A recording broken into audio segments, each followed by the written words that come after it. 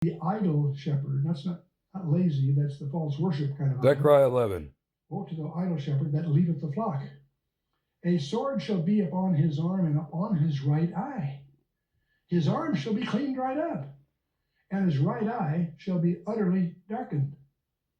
This leads to a conjecture that the Antichrist, who apparently suffers from a head wound, is thought to be dead and comes back to life, but he apparently has an impaired arm, his right arm, apparently. His sword shall be upon his arm, don't know if it's right or left, and his right eye shall be utterly darkened. He's blind in one eye. And there's not much to die in. He was a wrong eye, he was a left eye. But anyway, the point is, maybe the identity of his followers reflects that by having something on their forehead and the right arm to claim an identity. That's a possibility. There's even a more provocative possibility we'll come to in a minute, but that's one possibility I wanted you to be aware of.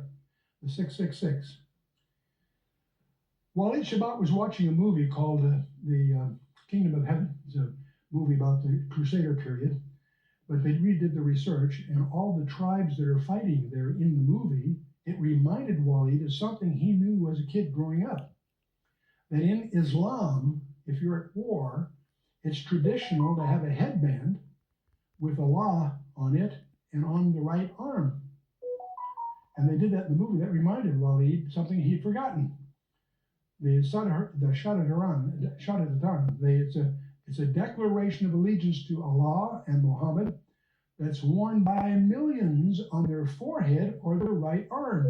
And when he saw that in the movie, it reminded him of that, and he remembered the passage in Revelation 13. And the Greek, it's the right arm or the right side that's at issue here, and it's a badge of servitude and so forth. So now he went back and took a closer look at Revelation 13:18.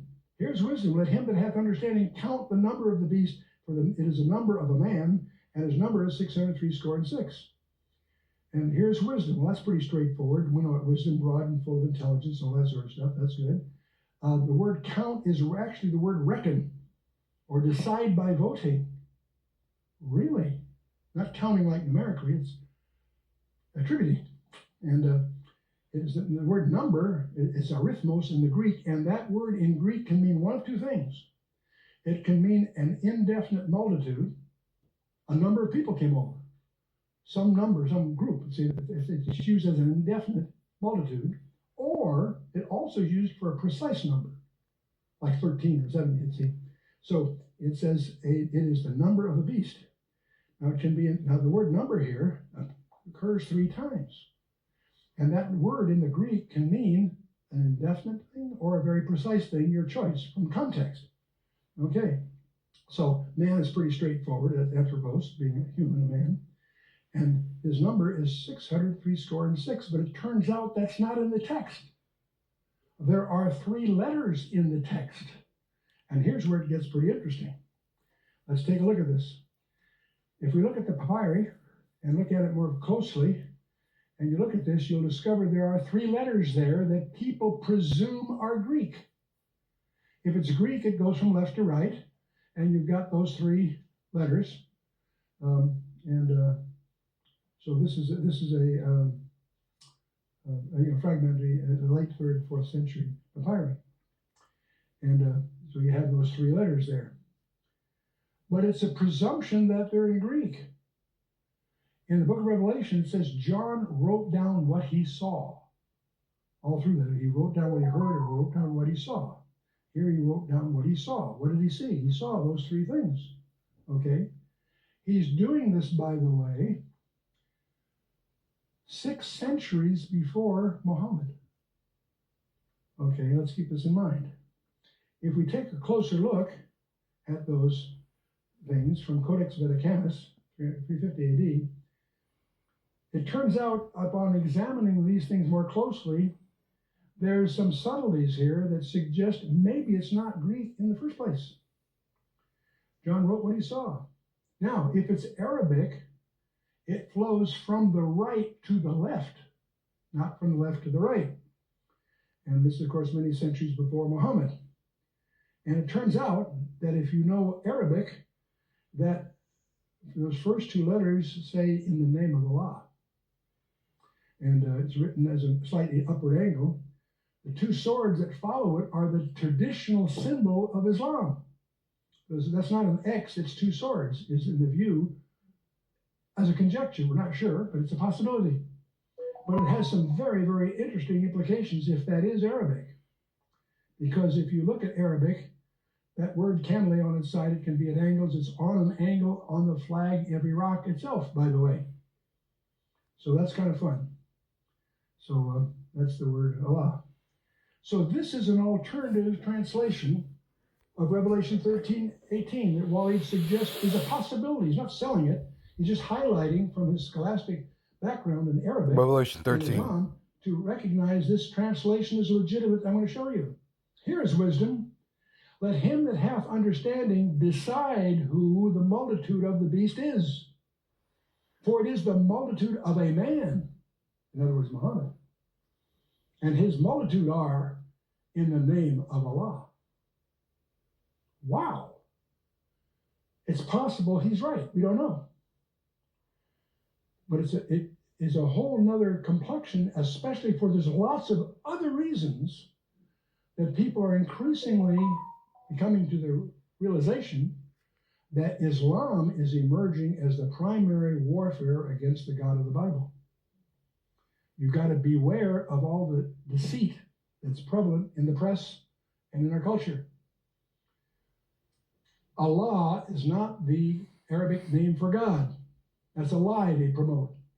Allah is a specific God. When you translate the Quran into French or German or whatever, that's a word you don't translate. It's the name of the God they worship. And it happens to be the moon god, as exemplified by a lot of reasons in the history and the rest of it. No, it is not a religion of peace.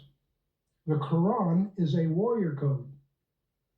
There are hundreds of commands to kill Jews and Christians throughout the Quran.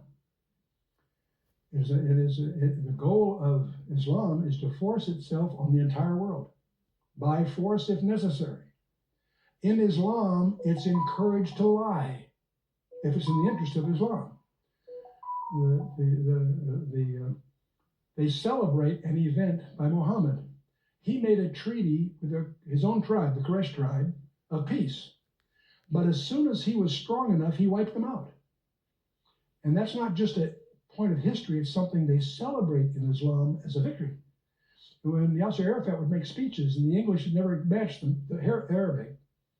If you had people that knew Arabic and saw the speech, the English release was nothing but born resentment.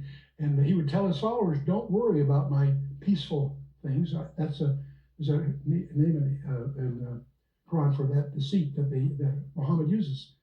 And Yasser Arafat used to brag that he was doing the same thing Muhammad did, is to lie in the interest of Islam until we're strong enough to swap them. See? And so the point is, most of what you've heard about Islam hides the real truth. So one of the things you're faced with is doing some homework to really understand the sinister nature of Islam and its power. And so obviously, Walid Shabat argues that the Antichrist will prove to be a Muslim, and Joel Richardson and some other very good scholars and good articulate writers are really picking up that theme. It's very, very clear that the adversary to Christians, not just Jews, but Christians, they teach the kids a little, what we call a nursery rhyme. Today, Friday, then Saturday, then Sunday. What they mean, today, Friday is their holy day. Saturday is the Jewish holy day, and Sunday the Christian's holy day. They take them in that order. But their goal is the subjugation of the entire world under Sharia law. And so it is what it is. So we're not that far from our appointed time. Surprise, surprise. So let's have a closing word of prayer, and then we have a little bit of